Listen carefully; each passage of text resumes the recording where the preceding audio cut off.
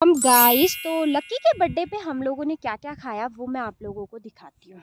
Morning में बनाई थी हमने ये पूरी, देन हमने बनाया था ये पहाड़ी रायता, और उसके बाद बनाए थे हमने ये मसाला चना, ये काफ़ी ज़्यादा टेस्टी थे। और बनाई थी हमने सेवई की खीर।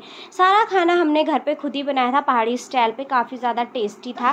देन शाम में हम लोगों ने छोटा सा बर्थडे सेलिब्रेशन कर लिया था। 6 शेड्यूल की वजह से फिलहाल ये बंद है, आप लोग जानते हैं।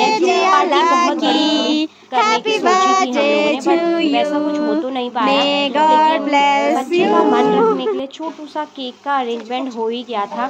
उसके बाद हम लोगों ने शाम थोड़ा थोड़ा सबने केक खा लिया था। फिर शाम के डिनर में मैंने अपने लिए बनवाई थी ये लोकल सब्ज़ी, मुझे बहुत पसंद है, इसकी रेसिपी मैं आप लोगों के साथ शेयर करूँगी। देन हमने बनाया था ये मशरूम, और उसके साथ फिंग क्या होता है वो भी बताऊँगी। और बनाए थे गर्मा गर्म चावल, और था उसके साथ ये पहाड़ी रायता। तो ये रही हमारे बर्थडे वाले दिन की डिनर की थाली गाइस। सो